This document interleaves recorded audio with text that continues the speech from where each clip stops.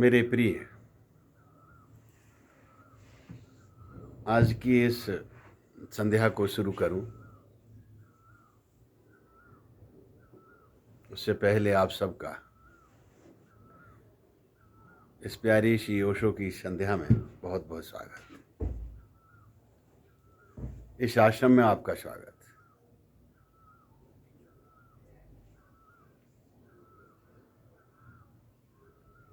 ये जो हमारा सेशन शुरू हो रहा है,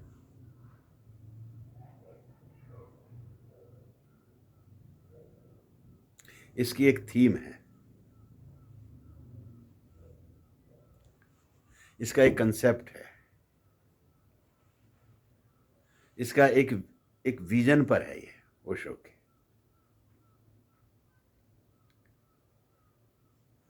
जिंदगी को जीने के लिए एक शब्द है अंग्रेजी का, क्लैरिटी। अगर हमारे पास क्लैरिटी है तो आप कुछ भी निर्णय ले पाते हैं। अगर क्लैरिटी नहीं है, स्पष्ट नहीं है कुछ भी आपके पास, चित्त जो है, मन जो है द्वंद्व में या डोलायमान या घड़ी के पेंडुलम की तरह रहता है, तो निर्णायक मनस्थिति नहीं बन पाती। हम निर्णय नहीं ले पाते सही और गलत का।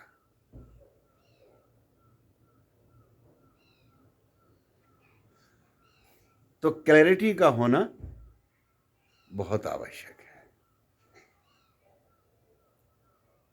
एक मंजिल पर आपने जाना हो, राह पर चलना है, तो राह पर चलने के लिए, मंजिल की तरफ जाने के लिए एक दृष्टि का होना बहुत जरूरी है, एक सोच का, एक समझ का होना बहुत जरूरी है।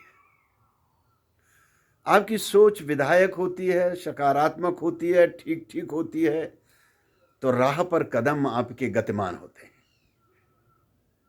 तेजी से बढ़ते हैं।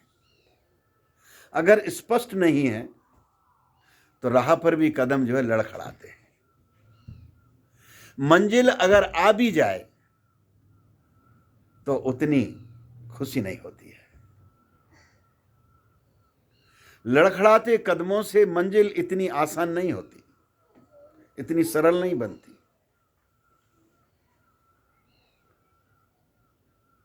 तो एक क्लैरिटी बहुत जरूरी है लाइफ में, जिंदगी में। बिना क्लैरिटी के हम सही को भी गलत कर लेते हैं,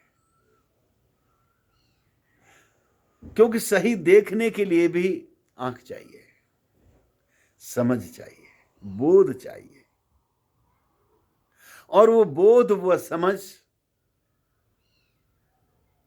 आती है दो बातों से। या तो आपके पास ऐसा ढंग हो, कोई तरीका हो जो आप खुद के पास बैठ सके, आप खुद के पास हो सके, या फिर कोई ऐसा व्यक्ति हो, कोई गुरु हो, कोई मित्र हो, कोई सखा हो, जो वो दो काम कर सके, या तो राह दिखा सके या आपको खुद के पास का इशारा कर दे बैठने के लिए।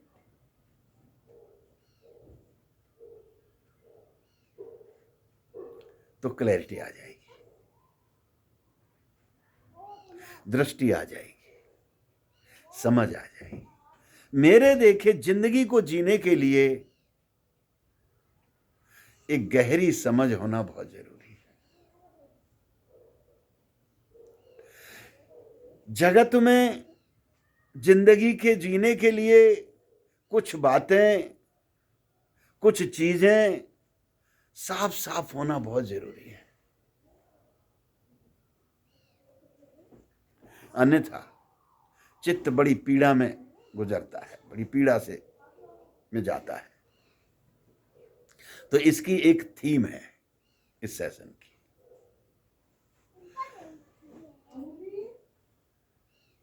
और थीम है दिस टू शैल पास, यानी यह भी बीत जाएगा, यह भी बीत जाएगा। हम हमेशा, हमारा चित्त सदैव सामान्य रूप से ऐसा सोचता है कि कुछ बदले नहीं, और जब कुछ बदले नहीं तो गलत है तो हम उसको भी जाने नहीं देते हैं, उसे भी पकड़ के रखते हैं, और चित्त में निरंतर यह घूमता रहता है कि ऐसा क्यों हो गया, ऐसा तो नहीं होना चाहिए था। मैं सुबह नाश्ते के समय पे अपने मित्रों के साथ बैठा था, इसी संदर्भ में मैंने एक छोटी सी बात कही उनसे। इतना बड़ा महाभारत का युद्ध हो गया, आरोप लगाया गया, तू चाहता तो ये युद्ध नहीं होता कृष्ण पर, और कृष्ण ने कहा कि चाहता तो मैं भी था कि युद्ध ना हो, लेकिन मुझ पे भी नहीं रुका। इस जगत में चीजें जो होने को होती हैं वो इतनी आसानी से रुकती नहीं है, वो होती हैं, और जब वो होती हैं तब इसी संदर्भ में ओशो कहते हैं, भाई are you worry, are you worry, क्यों बरी होते हो, क्यों चिंता करते हो, क्यों फिक्र लेते हो। This too be shall be pass, यानी यह भी बीत जाएगा, यह भी गुजर जाएगा। ऐसा होता नहीं है क्या? अरे जिस नदी में तुम उतरते हो, जिस नदी के जलधारा में आपने पैर रखा, वो पल भर में ही जब पैर रखा था तो अब रह कब जाती है, वो भी धारा बह जाती है। कृष्ण यही कह रहे हैं, यहां कुछ भी स्थिर नहीं है,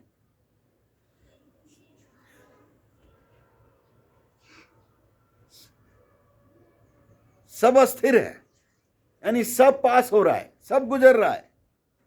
अगर मेरे देखे कुछ स्थिर है, कुछ ठहरा हुआ है, तो या तो मेरे और आपके भीतर जो बैठा हुआ है वो ठहरा हुआ है, वो स्थिर है, या समय स्थिर है। समय कोई ऐसी वस्तु नहीं है, कोई ऐसी चीज नहीं है जो जाके यहां से कहीं इकट्ठा हो रही है। नदी की जल धारा तो बहते बहते फिर भी कहीं जाकर इकट्ठा हो रही है, उसे जाके तुम देख सकते हो। क्या समय कहीं जाकर इकट्ठा हो रहा है जो जाके तुम देखो कि देखो ये कल का बीता हुआ है? हां, हो सकती हैं आपकी घटनाएं, हो सकती हैं आपकी परिस्थितियां, हो सकते हैं आपके विचार, लेकिन वो भी तो आप दिखा नहीं सकते, वो भी तो आपके चित्त पर हैं, आपकी स्मृति में हैं, जो आपके चित्त ने पकड़ रखे।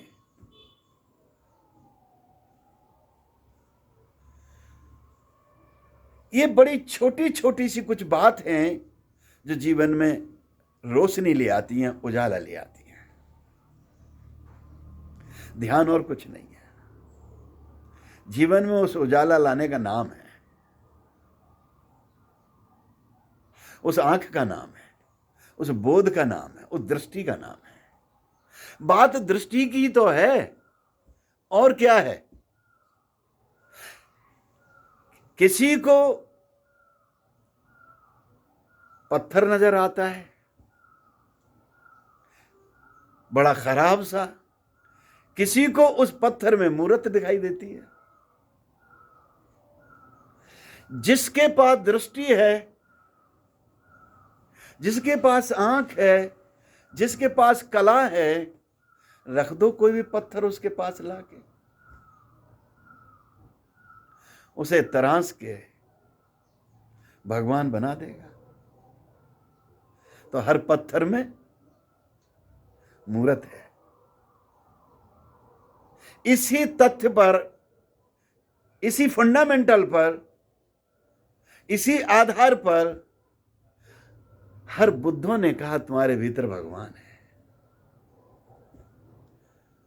तुम भगवान हो, कोई मैं ही भगवान नहीं हूं, तुम भी भगवान हो। लेकिन उस भगवत्ता को, उस पत्थर में से मूर्ति उगाड़ने को हम तभी देख पाएंगे, तभी हम कर पाएंगे जब वो आंख हमारे पास होगी, वो दृष्टि हमारे पास होगी, ऐसी विधायक, ऐसी सकारात्मक सोच हमारे पास होगी, ऐसी दृष्टि हमारे पास होगी, ऐसी समझ हमारे पास होगी। इसलिए एक समझदार, पढ़ा लिखा, ज्ञानी व्यक्ति ध्यान को लालायित रहता है कि ध्यान के लिए कोई मिल जाए, कहीं ध्यान में जाके बैठ लें, कोई ध्यान का पाथ बता दे, कोई रास्ता बता दे।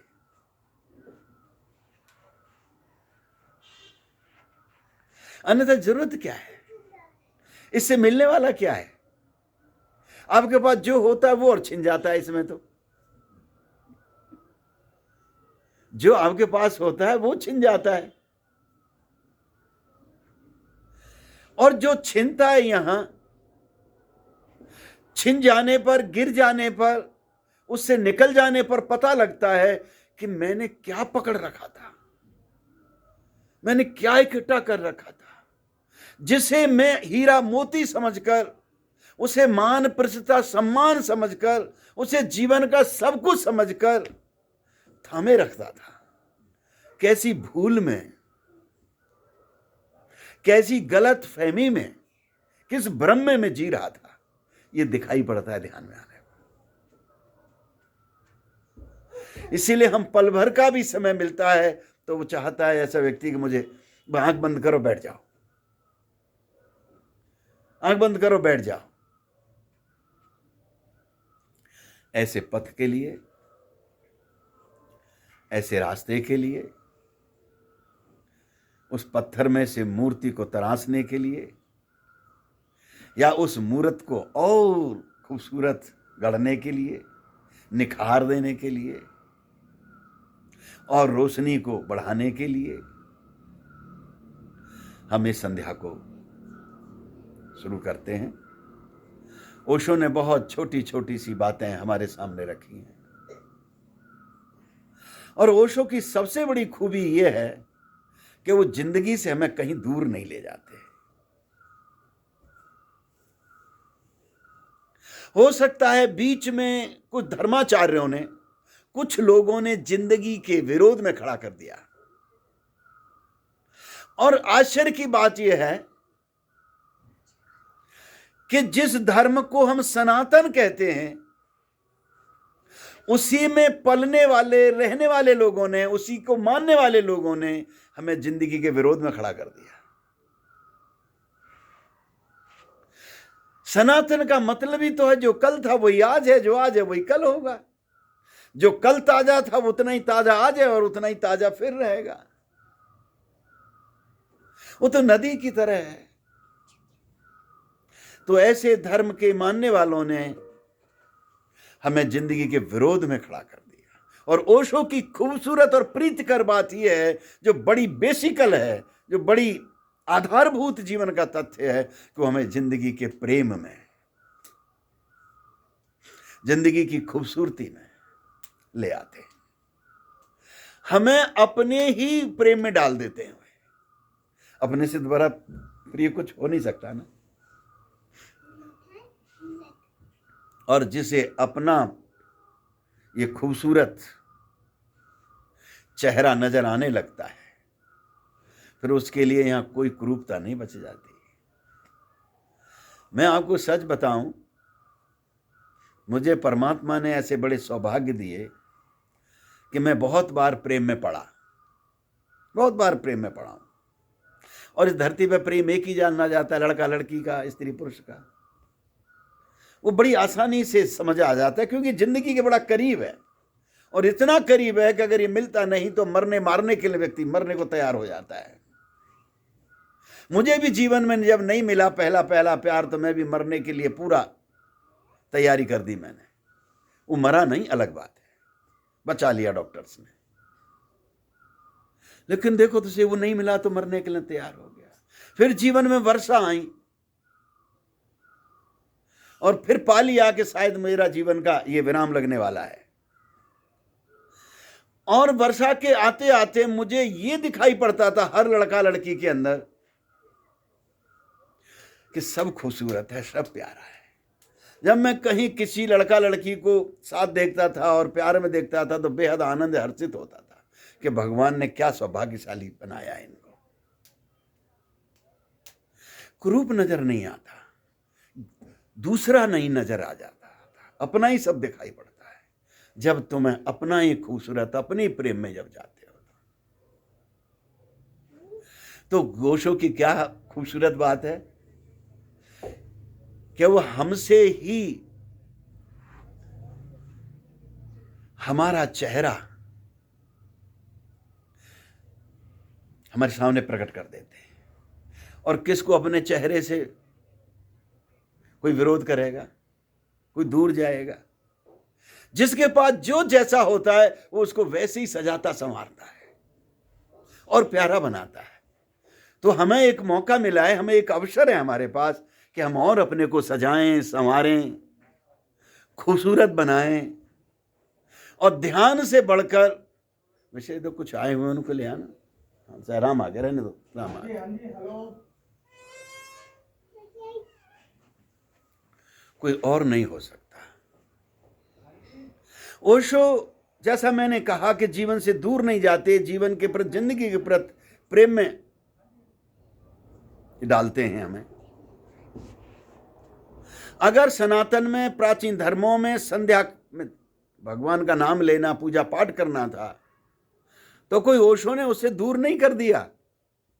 बहुत बार ओशो के बाबत लोग ये कहते हैं कि ओशो ने तो इसके लिए मना किया, इसके लिए मना किया, इसके लिए मना किया है, ये भी मत करो कि ये भी मत करो।